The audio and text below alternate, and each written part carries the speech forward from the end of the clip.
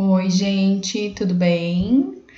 Vamos lá, então, começando a nossa aula de hoje. A gente vai corrigir os casos de presbiacusia, tá? Eu tô aqui com o manual do conselho, né, dos laudos. Vou revisar ele um pouquinho com vocês, tá? Para daí a gente ir para os casos. Então, a gente tem o guia aqui. Esse é o mais novo, né, de 2017. Aí vai falar aqui sobre as normativas, né, do Ministério do Trabalho e tal, do Conselho Federal, enfim. Aí vai falar da ficha audiológica, como que ela tem que ser, o que ela tem que conter. Então, tem que ter a data da realização do exame, modelo e marca da calibração dos equipamentos, identificação do profissional com CRFA, dados pessoais do examinado, né, do paciente, inspeção do meato acústico, então tem que ter esse campo na folha da audiometria. Aí vai falar dos símbolos aqui da áudio, né, o que tem que ter, a frequência, quais frequências, qual a intensidade, então tem que ter o audiograma com essas características aqui, que é recomendado pela ASHA, né, que é a American Speech Language Hearing Association, tá? Aí os símbolos, então qualquer dúvida vocês podem recorrer aqui no manualzinho, né? Via aérea, bolinha, xizinho, mascarada, depois vocês vão ver resposta ausente, via óssea e tudo mais. O resultado audiológico. Então, aí aqui começa as partes que vai no laudo, né, que é importante vocês saberem. Aqui é a classificação do tipo da perda auditiva, de acordo com Silman e Silverman, de 97. Então, o tipo da perda, a gente tem 3 tipos de perda. A condutiva, que é quando o limiar da via aérea tá alterado, né? E o limiar da via óssea tá normal. Então, eu tenho um gap aéreo ósseo maior ou igual a 15. A perda sensório-neural, que a via aérea também tá alterada e a via óssea é maior que 15. A via óssea também tá alterada e eu tenho um gap aéreo ósseo de até 10 dB. Então, isso que diferencia os 2 tipos de perda. E a mista, eu tenho via óssea alterada, via aérea maior que 25 dB e o gap aéreo ósseo maior ou igual a 15 dB. Então, quando a gente coloca no laudo perda condutiva, eu tenho que colocar lá de acordo com Silman e Silverman, tá? O grau da perda auditiva, então aqui é a grande dúvida e muita gente me mandou mensagem no privado me perguntando sobre o laudo. E eu coloquei aquele caso ali, número 2, eu acho, para escrever o laudo segundo o conselho, justamente para dar essa dúvida na cabeça de vocês. Porque é uma das críticas ao manual do conselho, a esse manual, porque assim, o que a gente usa, que é a média aqui de Lloyd Kaplan 78, eles fazem a média tritonal de 501 e 2, né? Mas o que acontece? A gente tem perda auditiva nas frequências altas, nas frequências agudas. E aí, se eu fizer a média de 501 e 2 com limiar normal, vai dar uma perda normal, mas eu tenho alteração em frequência alta. Então, não é normal, concorda comigo? Né? Eu tenho alteração. Então, como que eu vou colocar no laudo? Né? Então, aí eu tenho também o BIAP aqui, que ele faz média de 500, 1, 2 e 4. Aqui ele já pega uma frequência de 4.000, mas a gente quase não usa, quase ninguém usa isso aqui no laudo como referência, tá? Lloyd e Kaplan são os mais conhecidos e os mais utilizados mesmo. E ainda tem, segundo a OMS, Organização Mundial da Saúde, de 2014, tá? Depois a gente vai responder as questões lá, vai ficar mais fácil. Olha só, é importante ressaltar que não é possível estabelecer grau de perda auditiva por frequência isolada. Então, vocês não podem colocar, por exemplo, no caso número 2, perda auditiva nas frequências de 3, 4, 6 e 8. ou perda auditiva na frequência de 3 e demais limiares normais. Não pode. Antigamente, quando eu fiz faculdade, há 10 anos atrás, a gente usava assim, tá? Todo mundo usava assim. Mas depois que saiu esses pareceres do conselho, até para normatizar, né, e padronizar o laudo, não pode mais escrever assim. A gente usava o termo rebaixamento nas frequências de tal e tal, tá? Mas não pode. Quem faz desse jeito é porque está desatualizado e porque não está estudando, tá? Porque não pode. Os otorrinos até preferiam esse modelo antigo de laudo, mas segundo o conselho a gente tem que usar assim. Então a gente vai usar assim, tá? Então não posso colocar perda auditiva por frequência isolada, tá? Tá escrito aqui no manual, não é eu que tô falando. Então, aqui, Lloyd Kaplan é essa aqui que a gente usa, de média de 501 e 2, até 25 eu tenho uma audição normal, 26 e 40 uma perda leve, 41 a 55 moderado, 56 a 70 moderadamente severo, 61 a 90 severo e maior que 90 profundo. Aí, de acordo com o Davis, aí vai mudar um pouquinho aqui a nomenclatura, aqui, né, a nomeação. Segundo o BIAP, aqui é audição normal, deficiência, ó, também quase não se usa esse. Segundo a Organização Mundial da Saúde, aí vai pegar as frequências de 500, 1, 2 e 4 e vai classificar essa perda aqui, tá? Então, por exemplo, ali na questão 2, no casinho 2, vocês poderiam usar, por exemplo, essa classificação aqui da Organização Mundial da Saúde e, por exemplo, se eu fizer, vamos ver ali o caso 2, se eu fizer a média, vou pegar a calculadora aqui.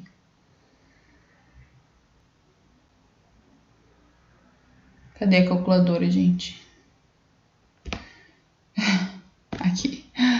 Se eu pegar a média de 500, 1, 2 e 4 na orelha direita, ali no caso 2, 500 tá em 20, 500, 1 tá em 25, 501, 20 mais 25, 2 mais 25, mais 4 tá em 45, igual, dividido por 4, que agora são 4 frequências. Eu vou ter 28, vai dar uma perda leve, né? Considerando 4.000, tá? Então, eu posso colocar lá perda auditiva do tipo sensório neural de grau leve na orelha direita, segundo a Organização Mundial da Saúde de 2014, tá? Aí tá certo, quem fez assim tá certo. Quanto à configuração, então aqui eu tenho a classificação da curva, né? Então, ascendente, eu tenho, então ela é aquela que sobe, né? Ascendente, assim. Melhor ou igual maior que 5 dB por oitava em direção à frequência alta, então vai melhorando, eu tenho queda em frequência grave. Horizontal é linha reta, né? Ela varia de 5 dB mais ou menos de oitava de frequência. Descendente leve, então vai caindo, mas cai leve, então piora de 5 a 10 dB por oitava. Descendente acentuada, eu tenho uma piora de 15 a 20 dB por oitava.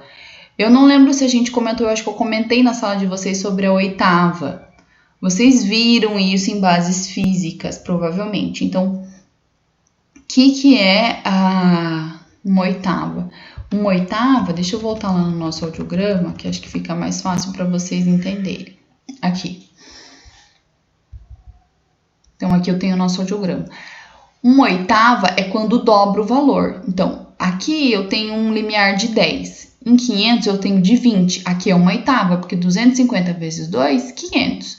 Então, aqui que eu tenho que ver, quando ele fala piora de 15 a 20 por oitava. Se piorou de 15 a 20 em uma oitava, eu posso classificar, entendeu? 500 a 1000, uma oitava, 1000 a 2, uma oitava, 2 a 4, uma oitava, 4 a 8, uma oitava. Tá? Certo? Eu não posso comparar 2 e 3, aqui não é uma oitava. 4 e 6 também não é uma oitava. Tá? 1000 e 1500 também não é uma oitava. Então, eu tenho uma oitava quando dobra, entenderam? Então, é isso que eu tenho que considerar aqui no tipo de curva. Vamos voltar lá. Aqui. Então, descendente em rampa, eu tenho uma piora, ó, maior ou igual a 25/8. Em U, ela faz assim, esse desenho mesmo em U, tá? Diferença é maior ou igual a 20. E em um invertido, assim. Tá? Estão vendo meu mouse, né? E em itálico, quando eu tenho uma descendência acentuada em uma frequência isolada. Tá? Isso é a classificação de Silman e Silverman. Quanto à lateralidade, então eu vou falar se ela é bilateral, quando as duas orelhas são iguais, quando a perda auditiva é nas duas orelhas, e unilateral, uma só orelha, certo? Outra descrição é assimétrica. É simétrica quando as duas orelhas têm o mesmo tipo de perda, o mesmo grau. Então, ela é simétrica. Se ela tem outro tipo de grau de perda ou configuração da curva diferente, ela já é assimétrica, tá? Aí vai falar da audiologia infantil aqui, eu vou pular essa parte, mas é importante vocês saberem também, aqui a classificação até 7 anos muda um pouquinho aqui os valores, né? Porque a criança tem que escutar melhor que o adulto, então o normal é até 15.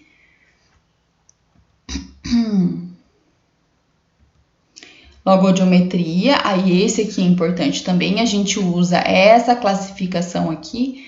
Então, se eu tenho de 100 a 92 em uma dificuldade, de 88 a 80 ligeira ou discreta dificuldade, 76 a 60 moderada dificuldade, 56 a 52 acentuada dificuldade, e abaixo de 50 incapaz de acompanhar uma conversa. A imitância acústico, né? Então, eu tenho que usar... eu vou usar essa frase aqui, então, tipo A é mobilidade normal do sistema tímpano-circular, e a D, hipermobilidade, a R, que é a baixinha, né? Baixa mobilidade, B, ausência de mobilidade, e C, pressão de ar da orelha média desviada para pressão negativa, que é a curva C negativa, aquela. Tá? Então, aqui os valores de referência, ó, que tem que estar na timpanometria.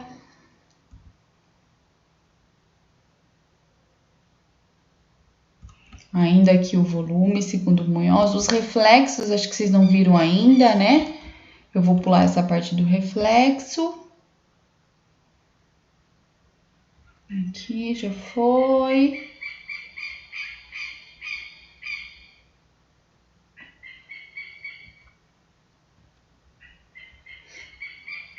Então, aqui, ó, eu tenho o modelinho do laudo. Então, o laudo, gente, corretinho, eu tenho que escrever assim.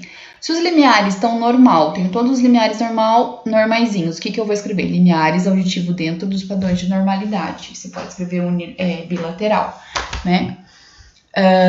A segunda opção, tem uma perda auditiva com o mesmo grau, o mesmo tipo de curva e a mesma configuração. O mesmo tipo de perda, desculpa, e a mesma configuração. Então, vou colocar perda auditiva simétrica do tipo tal, segundo o Silman e Silverman, de grau tal, Lloyd Kaplan e configuração tal, bilateralmente, tá?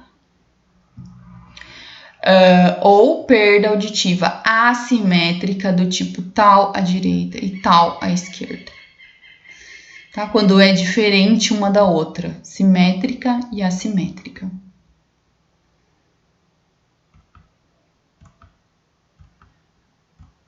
Ó, o termo rebaixamento auditivo não deve ser utilizado nos laudos audiológicos, tá? Aí aqui como vocês vão escrever a curva. Então, vamos lá para os nossos casinhos. Aqui, correção dos casos. Então, o caso número 1, eu tenho um paciente, 64 anos, o que tá em amarelinho eu destaquei para a gente realmente pensar, tá? Então, 64 anos, mecânico, apresenta diminuição progressiva da audição há alguns anos. Apresenta dificuldade em compreensão de palavras, principalmente em ambiente ruidoso ou em grupos. Apresenta zumbido com pior à noite quando está mais cansado ou estressado. Escreva quais os achados da audiometria tonal e vocal. Então, eu tenho um paciente de 64 anos. Assim fica melhor, né? Paciente de 64 anos, então maior que 60 anos, eu já penso aqui em presbiacusia, em envelhecimento das células, né? um processo natural, mecânico. Se ele é mecânico, ele teve exposição a ruído durante a vida. Então, aqui eu já penso numa exposição a ruído intensa e em uma perda auditiva por ruído, né? Apresenta dificuldade em compreensão de palavras, então ele tem queixa, né, de compreender, compreensão de palavras em ambiente ruidoso ou em grupos, que é aquela queixa padrão do idoso, e tem zumbido com piora à noite. Por que piora à noite? Porque à noite tem mais silêncio, então o paciente percebe mais, ou quando está mais cansado e estressado. Então, o que a gente tem que pensar aqui? Se ele tem essa dificuldade em compreensão, dificuldade de compreender, e o próprio zumbido, isso aqui já me dá a dica de que é uma perda sensório-neural, tá? Aqui, sensório-neural. 64 anos, né? Então, uma presbiacusia mesmo. Então, se ela é sensório-neural pelo envelhecimento e pela exposição ao ruído, então ela vai ser bilateral, certo? Sensório-neural e bilateral. E curva descendente, por quê? Porque a característica da presbiacusia ou da PAIR, vamos pensar na exposição ao ruído, eu vou ter uma curva descendente, com pior em agudo, certo? E grau moderado, por quê? Porque ele já está com essa dificuldade de compreensão. Então, quem colocou leve também está certo, mas ele pode ter grau leve ou moderado, mais que isso não, tá? E aí, a audiometria vocal, você vai colocar que o SRT está compatível, né? Então, se quem colocou um grau leve, o SRT vai estar ali no 15 a mais no máximo, né? Em grau leve, e moderado, mesma coisa. E o IPRF eu coloquei 84% e 88%, aqui a orelha direita e aqui a orelha esquerda, tá? E ainda que eu coloquei provável presbiacusia ou PAIR, não precisava colocar isso quem não colocou, tá? Fechou o primeiro caso? Então, anotem as dúvidas, tá? Anotem as dúvidas. Curva descendente. Então, se a gente pegar aqui, eu fiz um resuminho aqui do manual, para não ficar olhando o manual inteiro, recortei aqui os quadros e coloquei aqui.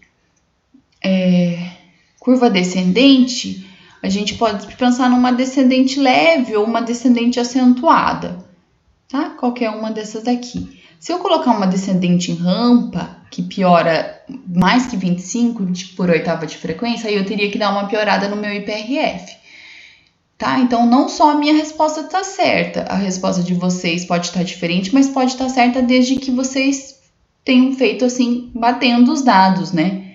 Tá? E aqui a gente pode acrescentar, não pediu, mas se a gente fosse colocar timpanometria, ia ser tipo A, tá? Não pediu aqui, mas só pra gente fechar o casinho, tá? Esse aqui que deu mais trabalho, né? Que deu mais dúvidas. Muita gente me mandou mensagem no privado perguntando. E aí, para algumas eu respondi mais ou menos, mas eu falei pra gente conversar na aula e tirar as dúvidas. Então, paciente de 66 anos, né? Eu já penso numa presbiacusia também. Pescador, então, morador lá perto do rio, da praia, então não tem ambiente, exposição a ruído, né? Bem tranquilo. Mas ele tá com uma queixa de hipoacusia, então provavelmente é uma perda por idade mesmo, uma perda natural. Metoscopia normal, beleza, então não tá com otite, não tem nada em orelha média, ó. Volume da orelha média normal, isso quer dizer o quê? Timpanometria tipo A, tá? SRT em 25 dB nas duas orelhas, IPRF com 92 na orelha direita e 84 na orelha esquerda. E esses são os limiares do paciente. Então, eu começo lá com 15, 20, 25, 25, só que em frequências agudas, olha só, ele cai, tá alterado, 35, 45, 55, 60. E aqui também cai na orelha esquerda.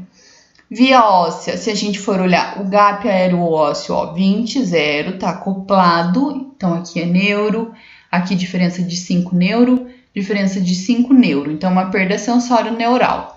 E na orelha esquerda a mesma coisa, eu não tenho um gap aero-ósseo maior que 10, então eu tenho uma perda sensório-neural aqui, certo? Escreva o laudo. Então, gente, o que acontece nesse caso aqui? Eu não posso escrever rebaixamento. Rebaixamento aqui nas frequências de 3, 4, 6 e 8. Não pode. Tá errado isso aqui. Tá totalmente errado. Não pode. Tá? Não pode isso. Não posso colocar grau normal também, né?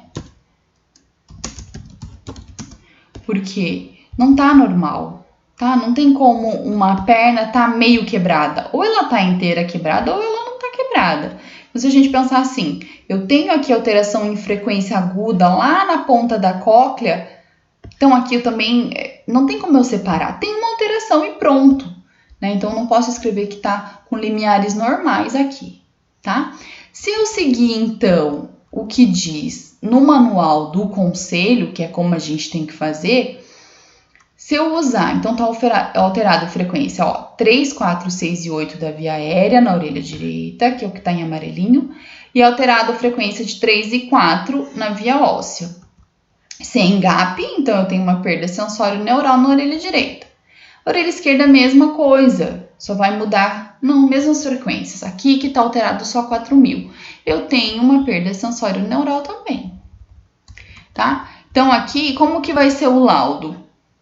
Vamos pegar lá?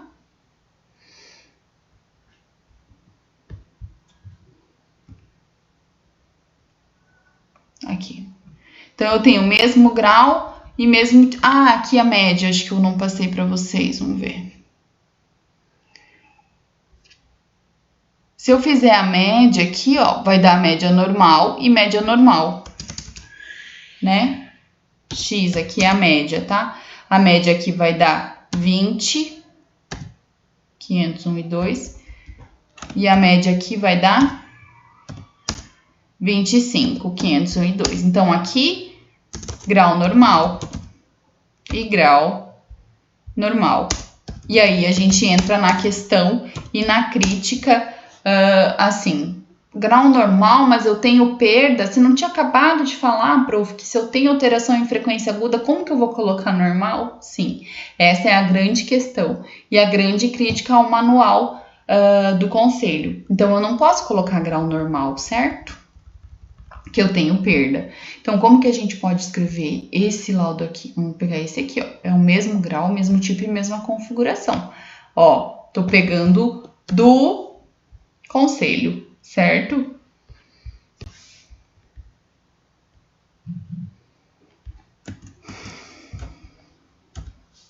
Olha só. Então, uma perda auditiva simétrica do tipo, vamos escrever aqui, sensório neural, Silva em Sermundo 97, de grau normal, porque eu tô usando o Lloyd Kaplan. Se eu for usar a Organização Mundial da Saúde, que daí faz média de 500, 1, 2 e 4, que eu acho que daí daria uma perda leve, né, que a gente calculou antes, aí eu posso colocar grau leve segundo a Organização Mundial da Saúde, também tá certo. E configuração, então vamos ver a configuração. Eu tenho aqui 250, 500 ficou igual, 500, 1.000 piorou 5, 1.000 para 2.000 melhorou. Então, aqui, 2.000 para 4 dobrou, aumentou 20. E de 40 para 8 piorou 25. Então, eu tenho uma descendente acentuada. E configuração descendente acentuada. Vamos ver se é bilateral. Aqui, 20 para 40 dobrou, 40 para 65, 25, 45 para 60, aqui piorou 45, 55, piorou 15 e aqui piorou 20, então piorou 15 e 20 também, descendente acentuada bilateralmente. Esse aqui é o laudo correto, tá? Agora, se eu for usar a Organização Mundial da Saúde, que pega a frequência de 500, 1, 2 e 4, aí seria grau leve, mas eu tenho que mudar aqui o autor, tá? Então, essa é a grande questão. Tem gente que, para não colocar que é grau normal e tem perda, exclui o grau. Perda auditiva simétrica do tipo sensório neural e configuração descendente, tá? Eu faço assim, como manda o conselho. Eu faço desse jeitinho aí.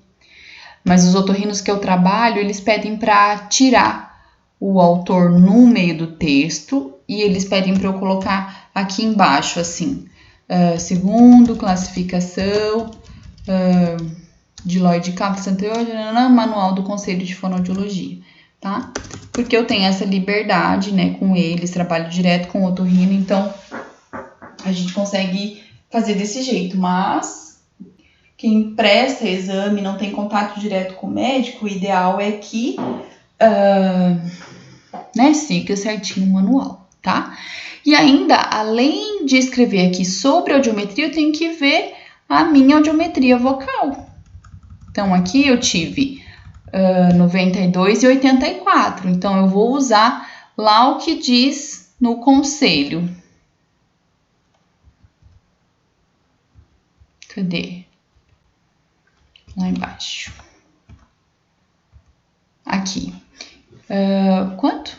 92 e 84, né? Então, 92 não tenho nenhuma dificuldade e 84 eu tenho ligeira dificuldade. Então, eu vou escrever como manda o laudo lá, com desempenho diferente entre as orelhas, nenhuma dificuldade para compreender a fala direita e ligeira dificuldade à esquerda. Onde que tá isso, prof? Tá aqui, ó, gente. Audiometria tonal, mitâncio, cadê?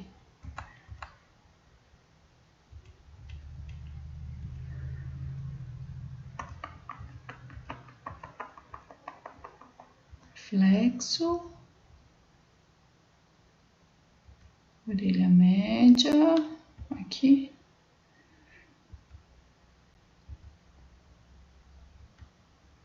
Aqui, tá? Aqui na tabelinha, ó. Então, eu escrevo lá do jeitinho que tá aqui no manual, tá?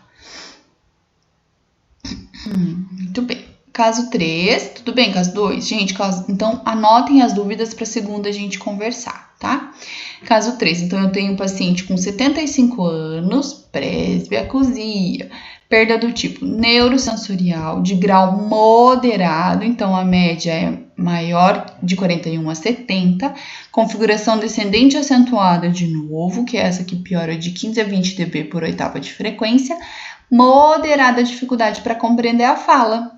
Então, vamos lá. Quais são os laudos? Então, eu escrevi aqui, que acho que vai ficar mais fácil do que mostrar o audiograma para vocês. Então, na orelha direita, eu tenho que cuidar aqui para minha média dar maior ou igual que 41. Então, eu fiz e deu com a média 43, média 45. Então, esses são os meus limiares. Via óssea aqui. Então, não pode ter gap aerósseo maior que 10, porque é uma neurosensorial, certo? O SRT está compatível, então aqui a média está dentro, ó. Aumentou 5, aumentou 10 aqui. E o que mais? O IPRF, então, como é uma perda moderada, eu coloquei moderada dificuldade aqui. Ó, moderada dificuldade, então é de 76% a 60%. Então, foi isso que eu coloquei. Opa! Coloquei 72 e 76, as duas aqui é moderada dificuldade. Tá? Tudo bem? Bem tranquilo. Último casinho, paciente com 85 anos, queixa de hipoacusia, consultório, acompanhado da filha, com pedido médico de teste de prótese auditiva. O que acontece aqui, gente? 85 anos, presbiacusia, queixa de que não tá ouvindo bem, que é hipoacusia. Então, a gente já pensa numa presbi, numa sensório neural. Só que ele apareceu com pedido médico de teste de prótese auditiva. Por que é isso interessante? Porque se o médico pediu o teste de prótese, é porque é sensório neural mesmo, né? Se fosse outra coisa, uma perda condutiva, ou se fosse uma perda profunda, uma anacusia, que é a ausência da audição, ele não pediria teste de prótese. Então, com isso daqui, eu consigo já me dar o tipo da perda, que é sensório neural, e o grau. Então, vai ser um grau leve, moderado ou severo. Não vai ser profundo, porque uma perda profunda com prótese auditiva não teria benefício, eu teria muito pouco, tá? Filha relatou que o pai está com suspeita de doença de Parkinson. O que isso me fala? Nada. Nada, tá? Só coloquei aqui para vocês pensarem um pouquinho. Mas nada mesmo. A não ser na adaptação da prótese, que eu teria que pensar numa prótese fácil de manipular, né? Por causa do tremor nas mãos que o paciente vai ter. Mas não me fala nada com relação à audiometria, tá? Quais os dados encontrados no audiograma? Então, eu vou ter uma perda sensório-neural por causa da prótese auditiva, da indicação moderada severa, né? Por quê? Porque profunda não pode ser, né?